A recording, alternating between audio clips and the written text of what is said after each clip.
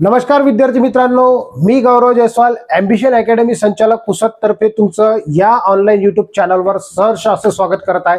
कारण आज आपण खूप महत्त्वाचा टॉपिक पाहणार आहोत, जो आहे इंग्रजी। आणि इंग्रजीमध्ये आपल्याला अति महत्त्वाचे प्रश्न कशा पद्धतीने उडवायचे आहे 1 ते 2 सेकंदात हे पाहणार आहोत। आजचा भाग आपला 6वा असेल, महासराव आपला 6व्या भागाचा असेल। आपण डेली लेक्चर टाकत आहोत, डेली लेक्चर 5 भाग ऑलरेडी आपण टाकलेले आहेत। 6वा भाग आजचा असेल, तेही भाग पाहून घ्या। तत्पूर्वी विद्यार्थी मित्रांनो, या व्हिडिओमध्ये बनून राहा, कारण इंग्रजी विषयाचे कसे प्रश्न आपण फक्त 2 सेकंदात टॅकल करून उडवणार आहोत, म्हणजे जेणेकरून तुमचा रिझल्ट आला पाहिजे येणाऱ्या एक्झामसाठी। टीईटी झालं, टीईटी मध्ये बरेचशा विद्यार्थ्यांना प्रॉब्लेम येतो इंग्रजी विषयाचा। इंग्रजी विषयाला 30 मार्क राहतात, 30 गुण राहतात, खूप महत्त्वपूर्ण मार्क राहतात। 150 पैकी तुम्हाला जर 85 मार्क मिळाले तरच तुम्ही क्वालिफाय होऊ शकता। आणि बराचसा जे रेशो आहे टीईटीचा, तर टीईटीचा रेशो खूप कमी टक्क्यावर निकाल लागतो, म्हणजे खूप कमी निकाल लागत असतो। आणि तुम्ही जर शिक्षक पात्रता परीक्षेची तयारी करत असाल, हा व्हिडिओ तुमच्यासाठी खूप महत्त्वाचा आहे। सोबतच तलाठीची ऍड लवकरच येणार आहे, त्याची तुम्हाला तयारी करायची आहे। 50 मार्क राहते, टीसीएस घेणार किंवा एमपीएससी घेणार अजूनही ठरले नाही, परंतु ज्यानेही घेतलं त्या पॅटर्नसाठी खूप महत्त्वपूर्ण प्रश्न आहेत। न्यायालयाची एक्झाम येत्या एप्रिल महिन्यामध्ये आहे, 24 तारखेला, त्यासाठी तुम्हाला खूप महत्त्वाचा आहे बॉम्बे हायकोर्ट। ओके, तर हा व्हिडिओ संपूर्ण सर्व एक्झाम साठी लागू होणार आहे। वनरक्षकची ऍड येणार आहे। वनरक्षक मध्ये तुम्हाला जर पहिले पेपर असला तर पहिले पेपर राहतेच 100%, आणि पहिले पेपर असला तर तुम्हाला जास्त मार्क मिळवावे लागतात, जेणेकरून तुम्ही लीड घेऊ शकता। आणि लीड घेण्यासाठी इंग्रजी विषय ग्रामीण भागातल्या विद्यार्थ्यांना कमी जमतो, वाचताच येत नाही, तोपर्यंत हे प्रश्न तुम्हाला कव्हर झाले पाहिजे आणि जास्तीत जास्त मार्क तुम्हाला घ्यायचे। त्यासाठी हा व्हिडिओ तुम्हाला संपूर्ण बघायचा आहे। येणाऱ्या जे सरळ सेवेचे ऍड आहेत, सोबतच राज्य उत्पादन शुल्क मध्ये बी पोलीस भरती सारखाच राहते, आणि पोलीस भरतीचा पॅटर्न आहे, परंतु इंग्रजी विषय एक एक्स्ट्रा आहे त्याच्यामध्ये, आणि निगेटिव्ह मार्किंग आहे। निगेटिव्ह मार्किंग मध्ये इंग्रजी विषय तुम्हाला खूप महत्त्वपूर्ण आहे। संपूर्ण व्हिडिओ बघा। चला तर मग आजचा पहिलाच प्रश्न तुमच्या स्क्रीनवर आहे। कशा पद्धतीने आपण 1 ते 2 सेकंदात या प्रश्नाला उडवणार आहोत बघा। पहिलाच प्रश्न तुमच्या स्क्रीनवर आहे बघा। Select the correct plural of. आता सन इन लॉ हे जे आहे कंपाऊंड नाउन आहे। सन इन लॉ म्हणजे शाळा होते आपल्या भाषेत।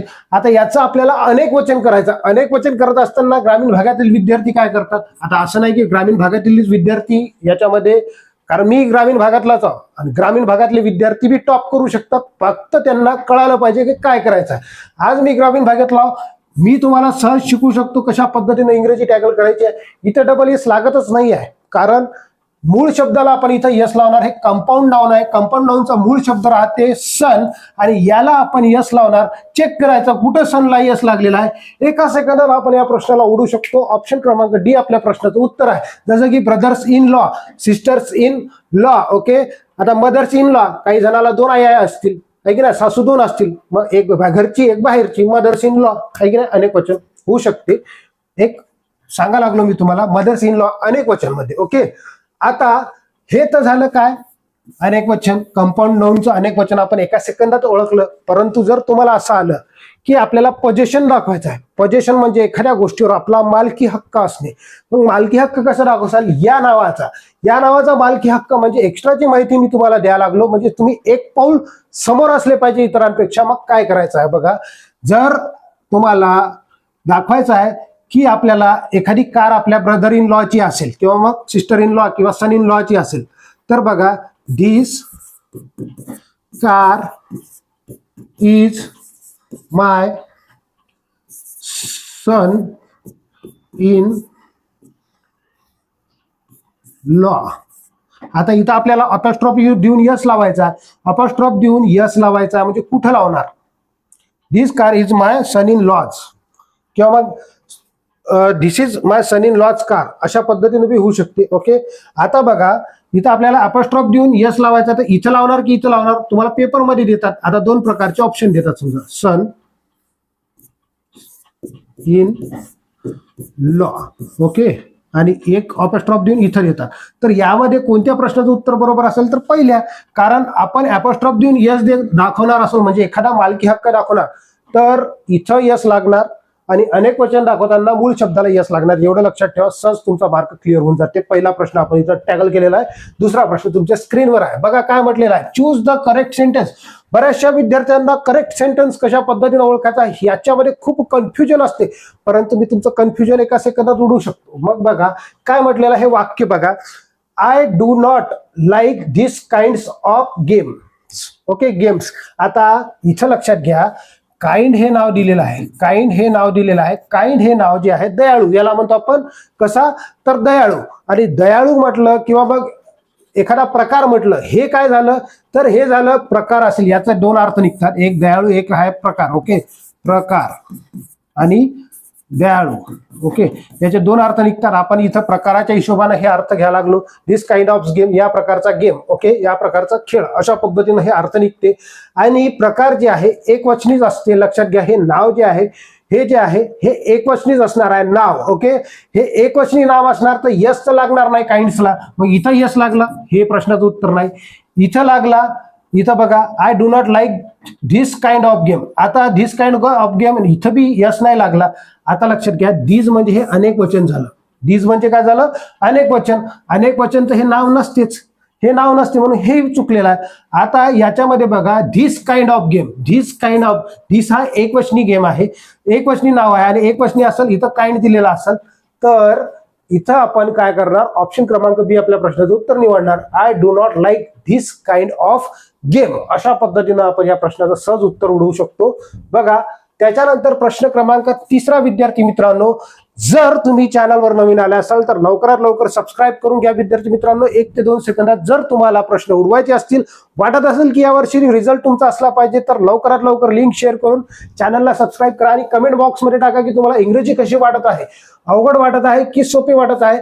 बघा काय म्हटलेलं आहे, चूज द करेक्ट प्रिपोजिशन. आता प्रिपोजिशन म्हटल्यावर बी बऱ्याचशा विद्यार्थ्यांना प्रॉब्लेम येते, परंतु तुम्हाला येणार नाही, कारण तुम्हाला ट्रिकच तशा पद्धतीने माहित असल्या पाहिजे. प्रिपोजिशनवर डिटेलमध्ये 3 प्रकार पडतात. त्या तिन्ही प्रकारावर आपण व्हिडिओ बनवलेला आहे. युट्यूबच्या प्लेलिस्टमध्ये जाऊन तुम्ही चेक करू शकता. बघा, आय एम ज्युनियर, रिकामी जागा द्यायला यू. Okay, bye 2 years. आता एकाची दुसऱ्यासोबत तुलना करतो, परंतु लक्षात घ्या, तुलना करत असताना आपण द्यान वापरतो किंवा इथं देन दिलेला आहे. देन म्हणजे नंतर होते, हे वापरू शकत नाही. द्यान जर असतं तर तुम्ही कन्फ्युजन मध्ये राहिले असते. ओके, आता लक्षात घ्या, इथं ज्युनियर, सिनियर, सिनियर, सुपेरियर किंवा मग सुपेरियर, त्याच्यानंतर इंटेरियर, इंटेरियर, त्याच्यानंतर सुपेरियर, इंटेरियर, ज्युनियर, सिनियर, हे असे जे शब्द राहतात, IOR लागणारे. IOR याला आपण लॅटिन शब्द म्हणतो. लॅटिन तुलनात्मक शब्द आपण त्याला म्हणत असतो. आणि लॅटिन तुलनात्मक शब्द जर आला तर इथं फक्त तुम्हाला टू शोधायचा आहे. ऑप्शन क्रमांक डी आपल्या प्रश्नाचं उत्तर आहे. अशा पद्धतीने तुम्ही सहज या प्रश्नाला टॅकल करू शकता. ओके, समजलं असेल. समोरचा प्रश्न जाऊया. बघा, 4थ्या क्रमांकाचा प्रश्न, choose the correct word. Choose the correct word. आता हा जे आहे वन वर्ड सबस्टिट्यूशन आहे. वन वर्ड सबस्टिट्यूशन खूप सारे आहे आणि पाठ कसे करायचे त्याच्याही ट्रिक्स आपण युट्यूबवर अपलोड केलेले आहे. प्लेलिस्टमध्ये जाऊन तुम्ही चेक करू शकता. एकदम 2 सेकंदात तुम्ही त्या प्रश्नाला आयुष्यभरासाठी लक्षात ठेवू शकता. अशा पद्धतीच्या ट्रिक्स आहे. बघा काय म्हटलेलं आहे, a statement which cannot be contradicted, म्हणजे ज्याच्यामध्ये कधीही खंड पडू शकत नाही. अखंडपणे आपण त्याला म्हणतो. तर अखंडपणे यासाठी बघा कोणता शब्द असेल, ऑप्शन क्रमांक आहे इनिमिटेबल, त्याच्यानंतर इररेफ्युटेबल, त्याच्यानंतर इनकॉरिजेबल आणि त्याच्यानंतर आयडिसिनोक्रेसी जे बी आहे. ओके, आता यासाठी आपण इरफुटेबल आपण वापरणार आहोत, म्हणजेच कधीही खंड न पडू देणार नाही. अखंड याला आपण म्हणत असतो. चला, समजलं. त्याच्यानंतर प्रश्न क्रमांक 5वा, choose the correct synonym of didactic. अशा पद्धतीचा प्रश्न आहे. मग याचा अर्थ काय होते आता लक्ष द्या. इन्स्ट्रक्टिव्ह. ओके, इन्स्ट्रक्टिव्ह म्हणजे काय होते, संरचनात्मक. ओके, संरचनात्मक. इंडिकेट म्हणजे काय, आता पहा डिसेप्टिव्ह म्हणजे काय होते. डिसेप्टिव्ह म्हणजे खोटारडा किंवा मग धोकादायक, धोका देणारा, धोकादायक किंवा धोका देणारा. याला आपण म्हणत असतो. आता यामध्ये बघा डिडॅक्टिक म्हणजे काय होते तर एखाद्या गोष्टीची संरचना करणे आणि सिनोनिम विचारलं तर हे आपल्या प्रश्नाचं उत्तर आहे. ऑप्शन क्रमांक आहे संरचनात्मक. ओके, दुसरे ऑप्शन पाहायचं कामच नाही. समोर जाऊया. त्यापूर्वी विद्यार्थी मित्रांनो बघा, समोर जाण्यापूर्वी राज्य उत्पादन शुल्कच्या जागा निघणार आहेत. बऱ्याचशा जागा आहे, 1232 जागा आहे. 1232 आणि निगेटिव्ह मार्किंग आहे. 1232 जागा येणार आहेत. GR आलेला आहे. रिक्त पद लवकरच भरण्यात येतील. जर तुम्हाला लेखी प्लस फिजिकलची तयारी करायची आहे निगेटिव्ह मार्किंग सहित जर तुम्हाला तयारी करायची असेल तर बॅच आपली 20 मार्च रोजी सुरू होणार होती. 23 मार्च रोजी आपण सुरू केलेली आहे, कारण रविवार आला होता. ज्याही विद्यार्थ्यांना बॅच लावायची आहे त्यांनी काय करायचं, या नंबरवर संपर्क साधायचा आहे. कारण यामध्ये 1 वर्ष व्हॅलिडिटी तुम्हाला मिळणार आहे. 1 वर्षासाठी तुम्ही ऑफलाईन बॅच करू शकता. भरपूर सराव पेपर आपण त्याचे सोडून घेणार. सोबतच संपूर्ण तयारी तुमची तिथं करून घेतल्या जाईल. कशा पद्धतीने डाएट वापरायचं, कोणते पेपर कशा पद्धतीने सॉल्व्ह करायचे, त्याचा अनालिसिस कशा पद्धतीने करायचा, या संपूर्ण गोष्टीबद्दल तुम्हाला मार्गदर्शन तुम्हाला ॲम्बिशन अकॅडमीमध्ये मिळणार आहे. यामध्ये आपण विषय शिकणार अंकगणित, बुद्धिमत्ता, ट्रिक्सनुसार, इंग्रजी व्याकरण एकदम सोप्या भाषेत, मराठी व्याकरण अगदी सोप्या भाषेत, जीके आणि करंट अफेअर्स म्हणजे चालू घडामोडी. जर तुम्हाला ही बॅच घ्यायची असेल तर लवकरात लवकर तुम्ही कॉल करू शकता आणि आपली ऍडमिशन बुक करू शकता. कारण मर्यादितच प्रवेश आहे, मर्यादितच जागा अवेलेबल आहेत. लवकरात लवकर तुम्ही चान्स घालू नका, लवकरात लवकर संपर्क साधा. बघा, choose the correct antonyms of indolent. इंडोलेंटचं करेक्ट काय म्हणते, अँटोनिम्स म्हणते, म्हणजे विरुद्धार्थी शब्द म्हणते. आता इंडोलेंटचा अर्थ काय होते तर निष्क्रिय. ओके, निष्क्रिय अर्थ होते. आपल्याला सक्रिय पाहिजे. सक्रिय म्हणजे तुम्हाला एक गोष्ट कळते, ऍक्टिव्ह पॅसिव्ह म्हणजे आता काय निष्क्रिय झालं, तर इकडे आपल्याला काय पाहिजे, ऍक्टिव्ह पाहिजे. 1 सेकंदात आपण या प्रश्नाला उडवू शकतो, आहे की नाही. फक्त आपल्याला मराठीतून अर्थ कळाला की इकडे आपण सहज येऊ शकतो. डिप्रेशन म्हणजे तुम्हाला माहित आहे, डिप्रेशन म्हणजे काय राहते, तणाव आहे की नाही. डिप्रेशन मध्ये जातो आपण, तणावामध्ये जातो. ऑप्शनल म्हणजे पर्यायवाचक. त्याच्यानंतर स्पार्स म्हणजे कमतरता.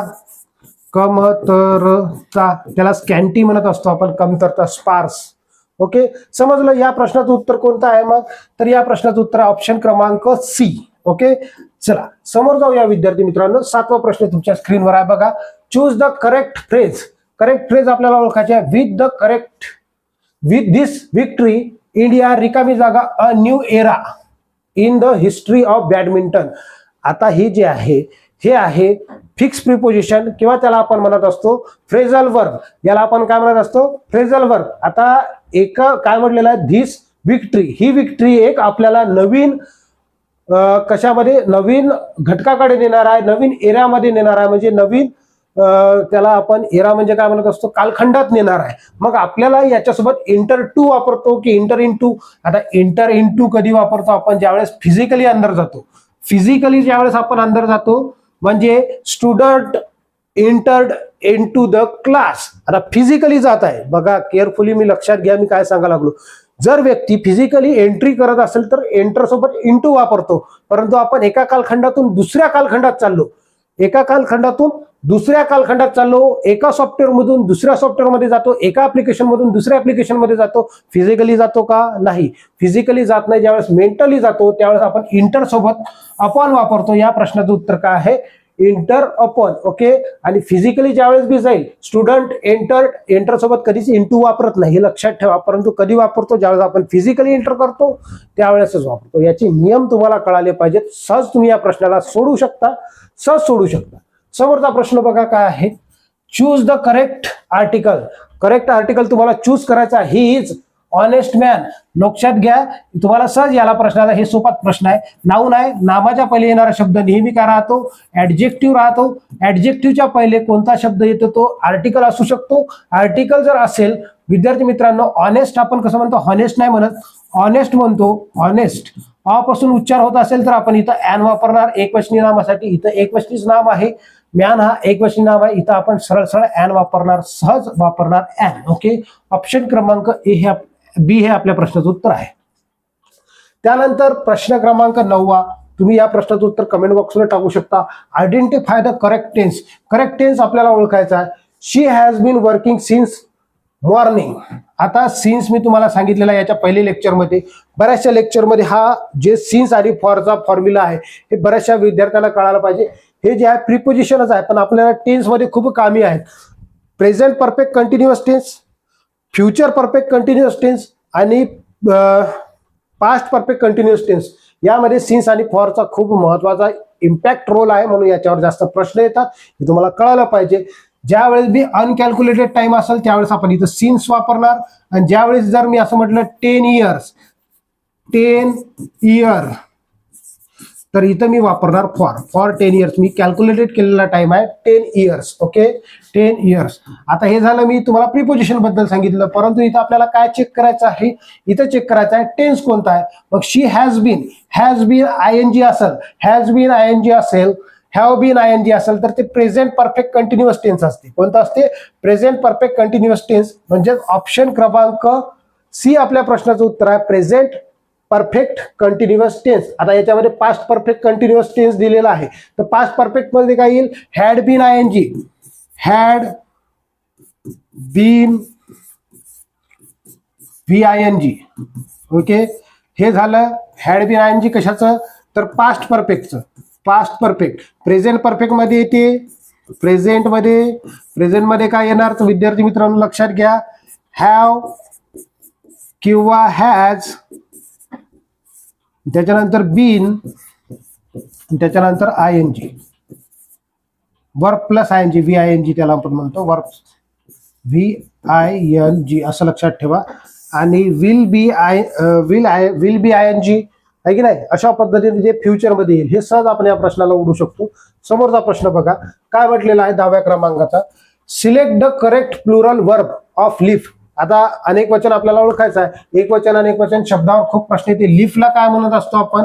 तर पान म्हणतो. पानाचं बरेचसे जण यस लावून येतात याला, बस लिफ्टचं लिफ्ट करून येतात, परंतु त्याचा अर्थ वेगळा होतो, आहे की नाही. मग हे जे आहे याचं अनेक वचन करत असताना आपण याला काय लावणार? VIS लावणार. एफ आलं शेवटी, ज्याच्या शेवटी एफ आला VIS लावून यायचं आहे. ओके, सहज या प्रश्नाला तुम्ही सहज सोडू शकतो. लिव्स. ओके, लिफ्ट्स नाही, एफ नाही येणारा, लिव्स, VIS लावायचा आपल्याला शेवटी. समजलं? समोरचा प्रश्न. त्यानंतर बघा, find the synonym of happy. Happy म्हणजे काय? हॅपी म्हणजे खुशी, खुशी, आणि त्याचं विरुद्धार्थ समानार्थी शब्द जॉयफुल होते. काय होते? जॉयफुल. सॅड होणार आहे का? नाही. अँग्री होणार आहे का? नाही. ब्रेव होणार का? नाही. हॅपीचं समानार्थी शब्द जॉयफुल. जॉय म्हणजे आनंदी. समजलं? आनंदी व्यक्तीच कसं राहील? खुश राहील. समोरचा प्रश्न 12व्या क्रमांकाचा काय म्हटलेला? Fill in the blank with correct preposition. प्रिपोजिशनवरच खूप प्रश्न आहेत. The cat is sitting, sitting रिकामी जागा, द टेबल. आता कॅट कुठं बसलेली आहे? बसलेली आहे, तर टेबलावर बसलेली आहे. आता इथं पहा, इथं अपॉन म्हणजे बी वर होते, त्याच्यानंतर अबाव म्हणजे बी वर होते, आणि ओव्हर म्हणजे बी वर होते. समजलं? आणि ऑन म्हणजे बी वर होते. आता हे चारही प्रश्नाचे उत्तर जनरल गोष्ट आहे. एक गोष्ट दुसऱ्या गोष्टीवर असेल. समजा मी म्हटलं ही पेन माझ्या हातावर आहे, भौतिक स्पर्श असेल त्यावेळेस आपण काय वापरणार? ऑन वापरणार. भौतिक स्पर्श. मग कॅटचा भौतिक स्पर्श आहे, मग इथं आपण ऑन वापरणार. समजलं? आता अपॉन म्हणजे काय होते? च्यावर अवलंबून. Okay, up on. समजलं? म्हणजे च्यावर भागाकार आपण मध्ये लिहित असतो आपण त्याला. समजलं? किंवा मग एक गोष्ट लक्षात घ्या, अबाऊ. अबाऊ म्हणजे होते अबाऊ, खूप वर, खूप वर, त्याचा स्पर्श नसतो, खूप वर असतो. Okay, above. आणि ओव्हर म्हणजे काय होते? ओव्हर म्हणजे वर, परंतु अंतर कमी असते, अंतर कमी. ओके, आता roof is over my head. माझ्या हेडच्या वरी काय आहे? रूफ आहे, म्हणजे छत्र आहे. समजलं? Fan is over my head. आता फॅन तर डोक्यावर फिरणार नाही. कुठं? ओव्हर माय हेड. ओव्हर म्हणजे थोडा वर. ओके, समजलं? अबाव म्हणलं खूप वर, जसं की विमान. विमानासाठी आपण काय वापरू शकतो? अबाव वापरू शकतो. समजलं? हे तिन्ही गोष्टी, चारही गोष्टी तुम्हाला कळायला पाहिजे. मग या प्रश्नाचं उत्तर ऑप्शन क्रमांक ए. समोर जाऊया. बघा 13व्या क्रमांकाचा प्रश्न काय? Choose the correct spelling. Correct spelling आपल्याला ओळखायची आहे. रिसीव्ह कसं लिहिणार? RECEIVE. रिसीव्ह. इथं बघा रिसीव्ह कोणता आहे? तर इथं आपल्याला पहिले दोन्ही ऑप्शन सारखे दिसत आहे की नाही? हे तर येणारच नाही, आणि हे बी येणार नाही. रिसीव्ह, ओके, रिसीव्ह कोणतं येणार आहे? पहिल्या दोन ऑप्शन पैकी जे काय आहे आपलं, तर कोणतंही एक निवडलं तरी तुम्हाला मार्क भेटून जाते पेपरमध्ये. ओके, कोणतंही एक निवडलं तरी मार्क भेटून जातात. समोर जाऊया. समोरचा प्रश्न बघा. त्यापूर्वी विद्यार्थी मित्रांनो, जर तुम्ही वनरक्षकची तयारी करत असाल आणि लाईव्ह प्लस रेकॉर्डेड बॅच तुम्हाला पाहिजे असेल तर तुम्हाला 1 वर्षाचे व्हॅलिडिटी सहित एवढे विषय शिकायला भेटणार आहे. अंकगणित, बुद्धिमत्ता, इंग्रजी व्याकरण, मराठी व्याकरण. खूप महत्वपूर्ण तुम्हाला ही बॅच आहे विद्यार्थी मित्रांनो. ही बॅच अजूनही चालू झालेली नाही आहे. 23 मार्चला आपण चालू करणार होतो. ओके, परंतु चालू झालेली नाही आहे. ज्याही विद्यार्थ्याला बेसिक पासून करायचं आहे 999 रुपयाला ती ऑफर मध्ये बॅच मिळणार आहे. ऑफर संपल्यावर बॅचची फी वाढणार आहे. म्हणून लवकरात लवकर अँबिशन अकॅडमीची ऍप्लिकेशन तुम्ही डाउनलोड करू शकता. या व्हिडिओच्या डिस्क्रिप्शन बॉक्समध्ये जा, ऍप्लिकेशनची लिंक तुम्ही तिथून डाउनलोड करू शकता, किंवा मग गुगल प्ले स्टोअरवर जा, तिथूनही तुम्ही अँबिशन अकॅडमी पुसत सर्च करा. तिथून तुम्ही आपली ऍप्लिकेशन डाउनलोड करू शकता आणि आपल्या यशाच्या प्रवासासाठी सुरुवात करू शकता.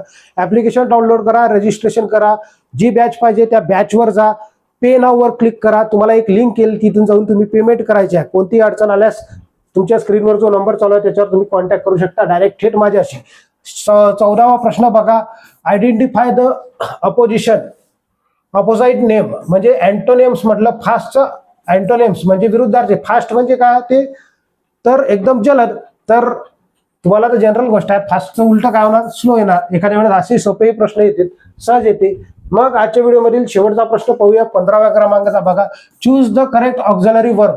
ऑक्झिलरी वर्ब आपल्याला इथं ओळखायची आहे, म्हणजे हे टेन्सच वाक्य आहे. बघा, दे रिकामी जागा, प्लेइंग क्रिकेट येस्टरडे. येस्टरडे आलं म्हणजे याचा अर्थ ते कालची गोष्ट झाली. कालची गोष्ट झाली याचा अर्थ ते भूतकाळ झालं. आणि भूतकाळ वापरायचं म्हटल्यावर आपल्याला वॉज वेअर वापरायचा आहे. इज आणि हॅज येणार नाही. मग वॉज वेअर पैकी इथं करता पहा. करता एक वचनी आहे की अनेक वचनी? अनेक वचनी आहे. दे हे अनेक वचनी आहे, म्हणून इथं आपण वेअर वापरणार. वेअर वापरणार. एक वचनी असतं तर वाज वापरला असतं, परंतु आपल्या प्रश्नाचं उत्तर आहे वेअर. हे बी नाही आहे आपल्या प्रश्नाचं उत्तर. एक वचनी असतं तर आपण वाज वापरला असतं. समजलं? अनेक वचनी म्हणून आपण वेअर वापरलं. इथं विद्यार्थी मित्रांनो आपण 15 प्रश्न पाहिले. डेली आपण 15 प्रश्न पाहत आहोत प्रत्येक व्हिडिओ लेक्चरमध्ये, आणि सोपं त्याच्यासाठी तुम्हाला पेपरमध्ये प्रश्न कशा पद्धतीने विचारलेले आहे हे तुम्हाला कळत आहे पॅटर्न. जर हा व्हिडिओ तुम्हाला आवडला असेल तर व्हिडिओला लाईक करा. चॅनलवर नवीन आला असेल चॅनल सबस्क्राईब करा. भेटूया आपण समोरच्या व्हिडिओमध्ये. धन्यवाद.